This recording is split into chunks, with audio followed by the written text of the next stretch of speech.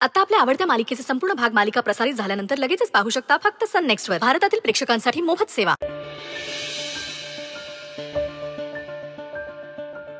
झोप आता तू. डॅडा सॉरी.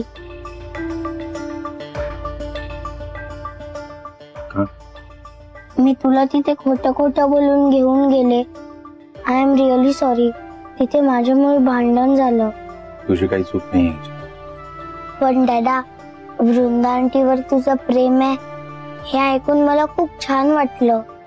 मला वृंदा आंटी मम्मा म्हणून आवडेल.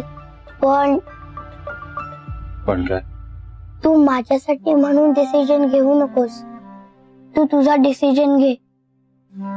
तुला जर वाटलं ना तर. शमू, तुला माहितीये माझ्या वाटण्याने काही होणार नाही. खरंय, आपल्या वाटण्याने काही होणार नाही. मला फक्त एवढंच म्हणायचंय, जर उद्या वृंदा आंटी आली तर तू तिला कुठल्याही कारणाने नाही म्हणू देऊ नकोस. मी खूप दिवस झाले मम्माची वाट बघते. मी मम्मा गेल्यानंतर हेच म्हणते देवाला, माझी मम्मा मला परत कर. मला वाटायचं देव माझी मम्मा परत करेल, पण तसं नाही झालं. देव एकदम हार्टलेस आहे असं मला वाटायचं. वाड्यासोबत तर माणूस आहे, तो का इतका रूढ झालाय देवासारखा.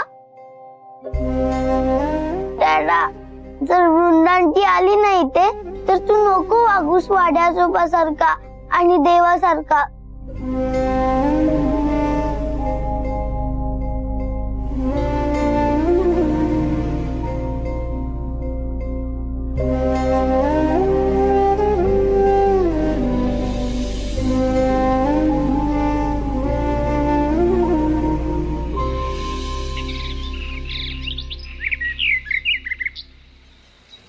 बाबा,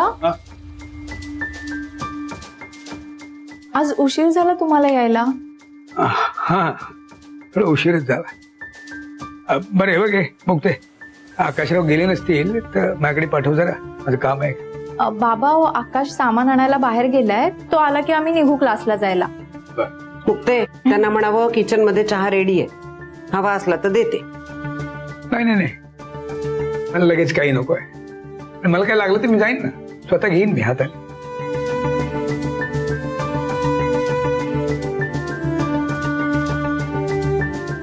बरं, समीरराव ते महत्वाच्या कामासाठी बाहेर गेलेत. आपण कुठे गेले? त्यांचे निर्णय ते घेऊ शकतात. आता मुलं मोठी झालीत बाई, त्यांना जिथे जायचंय तिथे जातील, जेव्हा यायचंय तेव्हा येतील.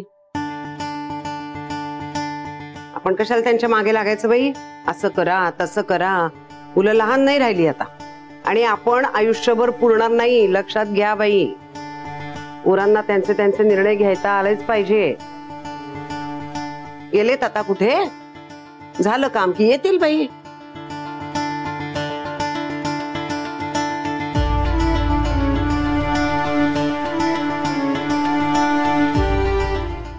चला वर, माझं काम आहे तुमच्याकडे. आशालताबाई, चला.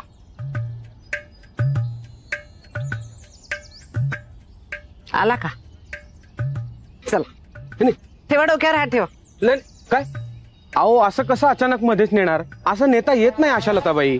अहो असं कसं म्हणताय आता? मला इथे राहायचं नाहीये, तुम्ही घेऊन चला मला. एक तर ते मास्तर आहेत ना, त्या मुलीच्या लग्नाला हो म्हणत नाहीयेत. एक इच्छा पूर्ण होत नाही बाई. धर्मेंद्र आला होता, चेहराच नाही दाखवला बाई मला. मिठीची तर गोष्ट तर लांबच राहिली. मग काय करणार, मला नाही आता इथे राहायचंय, तुम्ही घेऊन चला मला. चल. अहो असं कसं तुमच्या सांगण्यावरून येणार? कामामध्ये गलथानपणा करायला आम्ही काय माणसं आहोत? वा रे वा, आमचं कसं सिस्टमॅटिक असतं एकदम. तुमचे जेवढे दिवस ठरले आहेत पृथ्वी तलावर तेवढे तुम्हाला पूर्ण करावेच लागतील. मग कशाला आलात बाई गदा घेऊन मिरवत मिरवत चला चला म्हणून? मी तुम्हाला सांगते, आता मी वरती गेले ना, पहिली तुमची कंप्लेंट करणार आहे बाई. हो नाही, असं करू नका आशालताबाई. मग काय तर, मग तुम्ही चला चला करत येता आणि घेऊन जा. आता मी तयार आहे ना, आता मला घेऊन चला. नाहीच राहायचं मला इथं. आता माझी एकच इच्छा आहे, मरायचं बाई मला. म्हणून म्हटलं आलाच आहे ना तर घेऊन जा ना मला आता. मग मी मास्तरांना सांगून येते, सगळ्यांना भेटून येते, सांगून येते रेडा घेऊन या बाई. नाही नाही आशाताई, नाही राहायचं ऐका तर. मला. असं होत नाही हो. नाही बाई.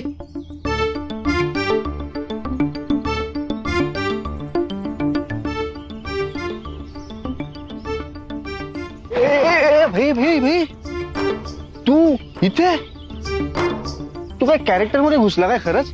सगळीकडे हेच कपडे घालून फिरतोस ते. एक मिनिट, तू इथे काय करतोयस? घाबरलायस का? इथं तू ओळखलं की काय कोणी इथे? सगळा गेम पलटी झाला दादा. तुमच्या आईला घाबरवायचं होतं काय? तर त्याच मला घाबरत होत्या. हळू बोल, ऐकेल, हळू बोल. तुमच्या आई मला म्हणाल्या, आत्ताच्या आत्ता नाही मला, काय उपयोग आहे जगून. मी म्हणालो काय झालं? तर त्या म्हणत होत्या वृंदाचं लग्न मास्तर होऊ देत नाहीत आणि धर्मेंद्र पण मिठी मारत नाहीत. मला काहीच समजत नाहीये. तुला मी सांगितलं होतं यायला इथे, नाही ना? मग कशाला आलास तू आता? त्याचं काय झालं दादा, तुमच्याकडे जो मी यम केला त्याचे मी मस्त मस्त फोटो काढले मग आणि पाठवले कास्टिंग डिरेक्टर प्रोड्युसरला. हळू बोल जरा, हळू बोल. अरे तर मला शूटिंगचं काम मिळालं ना दादा. चांगलंय. मग मस्त रोल झाला, पॅकअप झालं. मी म्हणलं घरी जाता जाता ज्यांच्यामुळे मला काम मिळालं त्यांना जरा घरी जाऊन चला असं म्हणूया.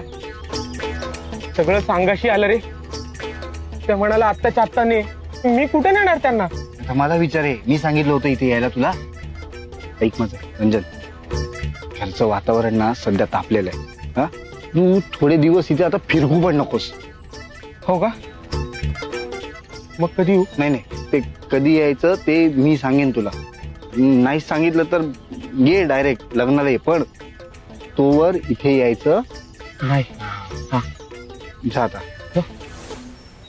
तोंड लपवून जा. ध्याने. हो हो, जा. मला कोणी ओळखत नाही.